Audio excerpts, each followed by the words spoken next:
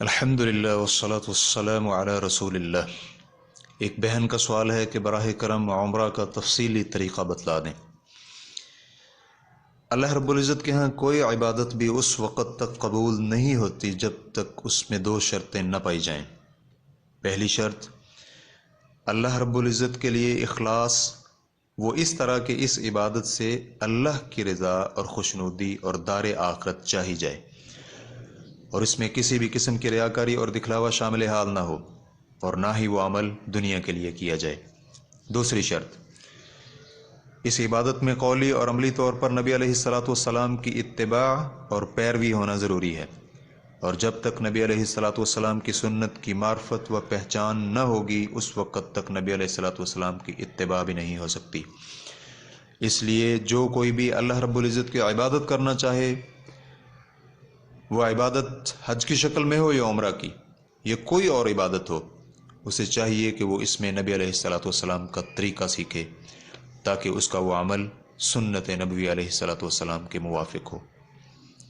عمرہ 4 اشیاء پر مشتمل ہوتا ہے۔ پہلی چیز، احرام باندھنا۔ حج یا عمرہ میں داخل ہونے کی نیت کو احرام کہا جاتا ہے۔ جب کوئی شخص احرام باندھنا چاہے تو سنت یہ ہے کہ غسل جنابت کی طرح غسل کرے اور اپنا لباس اتار دے، اور بہترین قسم کی خوشبو، کستوری وغیرہ جو میسر ہو سکے سر اور داڑھی میں لگائے، اور چادریں زیب تن کرے، اور یہ خوشبو احرام کے بعد بھی اس کے جسم سے آتی ہو تو اسے کوئی نقصان نہیں، اس لیے کہ بخاری اور مسلم شریف میں حدیث موجود ہے۔ سیدہ عائشہ رضی اللہ عنہا بیان کرتی ہیں کہ رسول اللہ صلی اللہ علیہ وآلہ وسلم جب احرام باندھنے کا ارادہ فرماتے تو جو خوشبو ملتی اسے لگا لیتے، پھر اس کے بعد کستوری کی چمک نبی علیہ الصلاۃ والسلام کے سر اور داڑھی میں دیکھی جاتی۔ صحیح بخاری حدیث نمبر 271، صحیح مسلم حدیث نمبر 1190۔ حدیث میں الوبیس کے معنی چمک کے ہیں، اور احرام کے وقت عورتوں اور مردوں کے لیے غسل کرنا سنت ہے، حتیٰ کہ حائضہ اور نفاس والی عورت کے لیے بھی غسل کرنا سنت ہے، اس لیے کہ رسول اللہ صلی اللہ علیہ وآلہ وسلم نے اسماء بنت امیس کو حالت نفاس میں ہی احرام کے وقت غسل کرنے اور لنگوٹ باندھ کر احرام باندھنے کا حکم دیا تھا۔ صحیح مسلم حدیث نمبر 1209۔ پھر غسل کرنے اور خوشبو لگانے کے بعد احرام کا لباس زیب تن کرے، اور اگر فرضی نماز کا وقت ہو تو نماز ادا کرے، لیکن حائضہ اور نفاس والی عورت نماز ادا نہیں کرے گی، اور اگر فرضی نماز کا وقت نہ ہو تو 2 رکعت تحیۃ الوضو کی نیت سے ادا کر لے، نماز سے فارغ ہو کر قبلہ رخ ہو اور احرام کی نیت کرے۔ تاہم یہ بھی جائز ہے کہ وہ سواری یعنی گاڑی وغیرہ پر سوار ہونے اور کوچ کرنے تک احرام کی نیت مؤخر کر لے، لہٰذا میقات سے مکہ مکرمہ روانہ ہونے سے قبل احرام کی نیت کرے، اور پھر لبیک اللہم عمرہ کہے، اور پھر وہ تلبیہ کہے جو نبی علیہ الصلاۃ والسلام نے کہا تھا۔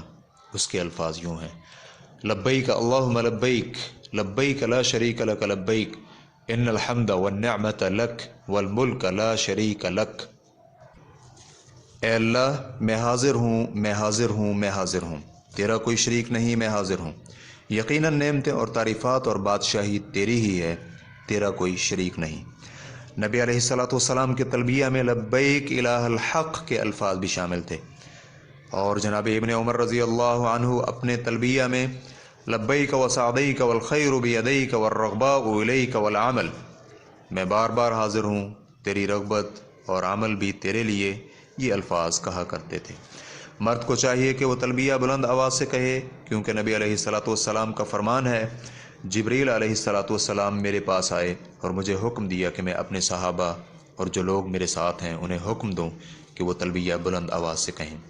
علامہ البانی رحمہ اللہ نے صحیح ابو داؤد حدیث نمبر 1599 میں اسے صحیح قرار دیا ہے، اور نبی علیہ الصلاۃ والسلام کا یہ بھی فرمان ہے، سب سے بہترین حج وہ ہے جس میں تلبیہ بلند آواز سے کہا جائے اور قربانی کا خون بہایا جائے۔ علامہ البانی رحمہ اللہ نے صحیح الجامع حدیث نمبر 1112 میں اسے حسن قرار دیا ہے۔ حدیث کے الفاظ: العج کا معنی تلبیہ بلند آواز سے کہنا ہے، اور الثج کا معنی قربانی کا خون بہانا ہے، اور عورت صرف اتنی آواز سے تلبیہ کہے جو اس کے ساتھ والی کو سن سکے، لیکن اگر اس کے آس پاس غیر محرم مرد ہوں تو اسے تلبیہ اونچی آواز سے نہیں کہنا چاہیے، بلکہ وہ پست آواز سے کہے تاکہ غیر محرم نہ سن سکیں۔ اور اگر احرام باندھنے والے شخص کو کسی چیز کا خوف ہو کہ وہ اسے عبادت مکمل کرنے سے روک دے گی، مثلا بیماری یا دشمن یا روکے جانے یا کوئی اور سبب ہو، تو اس صورت میں اسے احرام مشروط کر لینا چاہیے، اور اس کے لیے وہ یہ الفاظ کہے گا: ان حبسنی حابس فمحلی حیث حبستنی، اگر مجھے کسی روکنے والے نے روک دیا تو جہاں مجھے روکے وہی میرے حلال ہونے کی جگہ ہوگی۔ یعنی اگر مجھے بیماری یا تاخیر وغیرہ میں سے کسی معنی نے یہ عبادت مکمل کرنے سے روک دیا تو میں اپنے احرام سے حلال ہو جاؤں گا، اس لیے کہ رسول اللہ صلی اللہ علیہ وآلہ وسلم نے ضباعہ بنت زبیر رضی اللہ عنہا کو جب انہوں نے بیماری کی حالت میں احرام باندھنا چاہا تو انہیں حکم دیا کہ وہ اپنے احرام کو مشروط کر لیں، اور کہا کہ تم جو مستثنیٰ کرو گی وہ تمہارے لیے تمہارے رب پر ہوگا۔ صحیح بخاری حدیث نمبر 5099، صحیح مسلم حدیث نمبر 1207۔ لہٰذا جب احرام کو مشروط کرنے کے بعد حج یا عمرہ کرنے میں اسے کوئی مانع پیش آ جائے تو احرام کھول دے اور اس پر کوئی چیز لازم نہیں آئے گی، لیکن جسے عبادت مکمل کرنے میں کسی مانع کا خدشہ نہ ہو تو ایسے شخص کو احرام مشروط نہیں کرنا چاہیے، اس لیے کہ نہ تو رسول اللہ صلی اللہ علیہ وآلہ وسلم نے خود احرام کو مشروط کیا اور نہ ہی ہر شخص کو مشروط کرنے کا حکم دیا۔ آپ علیہ الصلوۃ والسلام نے ضباعہ بنت زبیر رضی اللہ عنہا کو بیماری کے باعث مشروط کرنے کا حکم دیا تھا۔ محرم شخص کے لیے کثرت سے تلبیہ کہنا ضروری ہے، خاص کر جب حالات اور جگہ میں تبدیلی ہو، مثلا کسی بلند جگہ پر چڑھے یا چڑھائی سے نیچے اترے، یا رات شروع ہو یا دن چڑھے، اور تلبیہ کہنے کے بعد اللہ رب العزت کی رضا، خوشنودی اور جنت طلب کرے اور اس کی رحمت سے، آگ سے پناہ طلب کرتا رہے۔ دوران عمرہ احرام سے لے کر طواف کی ابتدا کرنے تک تلبیہ کہنا مشروع ہے، لہٰذا جب طواف کی ابتدا کرے تو تلبیہ کہنا بند کر دے۔ مکہ مکرمہ میں داخل ہونے کے لیے غسل کرنا، جب مکہ مکرمہ کے قریب پہنچے اور اگر میسر ہو سکے تو مکہ میں داخل ہونے کے لیے غسل کر لے، کیونکہ رسول اکرم صلی اللہ علیہ وآلہ وسلم نے مکہ میں داخل ہونے کے لیے غسل فرمایا تھا۔ صحیح مسلم حدیث نمبر 1259۔ دوسری چیز طواف، جب مسجد حرام میں داخل ہو تو دایاں پاؤں اندر رکھے اور یہ دعا پڑھے: بسم اللہ والصلاة والسلام علی رسول اللہ، اللہم اغفر لی ذنوبی وافتح لی ابواب رحمتک، اعوذ باللہ العظیم وبوجہہ الکریم وبسلطانہ القدیم من الشیطان الرجیم۔ اللہ رب العزت کے نام سے اور اللہ کے رسول علیہ الصلوۃ والسلام پر درود و سلام ہو۔ اے اللہ میرے گناہ بخش دے اور میرے لیے اپنی رحمت کے دروازے کھول دے، میں عظیم اللہ اور اس کے عزت والے چہرے اور اس کی قدیم بادشاہی کے ساتھ شیطان مردود سے پناہ مانگتا ہوں۔ پھر حجر اسود کی جانب جائے اور دائیں ہاتھ سے اس کا استلام کرے اور اس کا بوسہ لے، اور اگر بوسہ لینا مشکل ہو تو اپنے ہاتھ سے حجر اسود کو چھو کر ہاتھ کا بوسہ لے لے۔ حجر اسود کو ہاتھ سے چھونے کا نام استلام ہے، اور اگر استلام کرنا بھی ممکن نہ ہو تو حجر اسود کی جانب رخ کر کے اس کی جانب اشارہ کر کے تکبیر کہے اور ہاتھ کو نہ چومے۔ حجر اسود کا استلام کرنے کی بہت فضیلت ہے۔ رسول اللہ صلی اللہ علیہ وآلہ وسلم کا فرمان عالی شان ہے: اللہ رب العزت روز قیامت حجر اسود کو لائے گا تو اس کی دو آنکھیں ہوں گی، ان سے دیکھے گا، اور زبان ہوگی جس سے بات کرے گا، اور جس نے بھی اس کا حقیقی استلام کیا ہوگا اس کی گواہی دے گا۔ علامہ البانی رحمہ اللہ نے صحیح الترغیب و ترہیب حدیث نمبر 1144 میں اسے صحیح قرار دیا ہے۔ اور افضل یہ ہے کہ وہ دھکم پیل نہ کرے اور باقی لوگوں کو تکلیف و اذیت نہ دے، کیونکہ حدیث میں ہے کہ نبی علیہ الصلوۃ والسلام نے عمر رضی اللہ عنہ کو فرمایا تھا: اے عمر، تو قوی ہے، طاقتور شخص ہے، حجر اسود پر بھیڑ نہ کرنا، کیونکہ کمزور اور ناتواں لوگوں کو تکلیف دے گا۔ اگر فرصت پاؤ تو اس کا استلام کر لو، وگرنہ اس کی جانب رخ کر کے تکبیر کہہ لو۔ مسند احمد حدیث نمبر 191۔ علامہ البانی رحمہ اللہ نے مناسک الحج والعمرتی حدیث نمبر 21 میں اسے قوی کہا ہے۔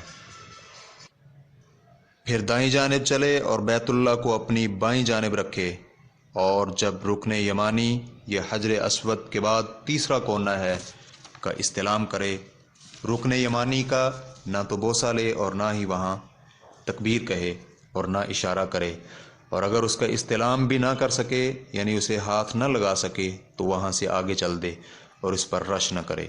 رکن یمانی اور حجر اسود کے درمیان یہ دعا پڑھے: ربنا آتنا فی الدنیا حسنہ وفی الآخرۃ حسنہ وقنا عذاب النار۔ اے ہمارے رب، ہمیں دنیا میں بھی نیکی عطا فرما اور آخرت میں بھی بھلائی عطا فرما، اور ہمیں آگ کے عذاب سے نجات دے۔ سنن ابو داؤد، علامہ البانی رحمہ اللہ نے صحیح ابو داؤد حدیث نمبر 1666 میں اسے حسن قرار دیا ہے۔ جب بھی حجر اسود کے پاس سے گزرے تو اس کے سامنے آ کر تکبیر کہے، اور باقی طواف میں اسے جو دعا پسند ہو وہ کرے، یا اللہ کا ذکر کرے یا پھر قرآن مجید کی تلاوت کرے، کیونکہ طواف اللہ رب العزت کے ذکر کے لیے بنایا گیا ہے۔ اور مرد کے لیے اس طواف میں 2 چیزیں کرنا ضروری ہیں۔ ان 2 چیزوں میں سے پہلی چیز استباح ہے۔ یہ طواف کی ابتدا سے لے کر اس کے اختتام تک ہوگا۔ استباح یہ ہے کہ مرد اپنا دایاں کندھا ننگا کر لے، وہ اس طرح کہ چادر کا درمیانہ حصہ اپنے دائیں کندھے کے نیچے رکھے اور دونوں کنارے بائیں کندھے کے اوپر ہوں، اور جب طواف مکمل کر لے تو چادر کو طواف سے پہلی والی حالت میں ہی کر لے، کیونکہ استباح صرف طواف کے لیے ہے۔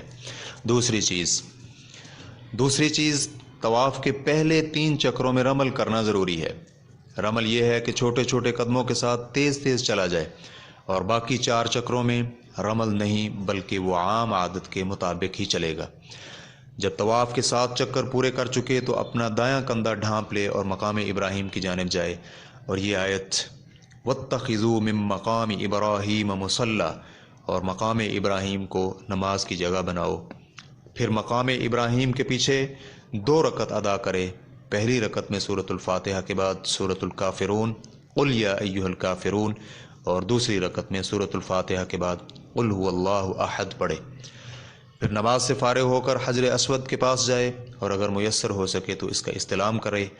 یہاں صرف استلام کرنا ہی مشروع ہے، اور اگر استلام کرنا ممکن نہ ہو تو وہاں سے چل نکلے اور حجر اسود کی جانب اشارہ نہ کرے۔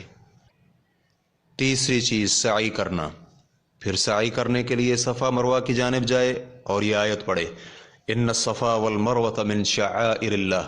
صفا اور مروہ اللہ رب العزت کی نشانیوں میں سے ہیں، اور یہ کہے ہم وہاں سے ابتدا کرتے ہیں جہاں سے اللہ رب العزت نے ابتدا کی، اور پھر صفا پر چڑھے حتیٰ کہ کعبہ نظر آنے لگے، اور قبلہ رخ ہو کر ہاتھ اٹھائے اور اللہ رب العزت کی حمد و ثنا بیان کر کے جو چاہے دعا کرے۔ یہاں پر رسول اکرم صلی اللہ علیہ وسلم یہ دعا فرمایا کرتے تھے: لا الہ الا اللہ وحدہ لا شریک لہ لہ الملک ولہ الحمد وہو علی کل شیء قدیر، لا الہ الا اللہ وحدہ انجز وعدہ ونصر عبدہ وہزم الاحزاب وحدہ۔ اللہ کی سوا کوئی عبادت کے لائق نہیں، وہ اکیلا ہے، اس کا کوئی شریک نہیں، اسی کے لیے ملک ہے اور اسی کے لیے تعریف، وہی زندہ کرتا ہے اور وہی مارتا ہے اور وہ ہر چیز پر قادر ہے۔ اللہ رب العزت کے سوا کوئی عبادت کے لائق نہیں، وہ اکیلا ہے جس نے اپنا وعدہ پورا کیا اور اپنے بندے کی مدد فرمائی اور تنہا ہی تمام جماعتوں کو شکست دی۔ صحیح مسلم حدیث نمبر 1218۔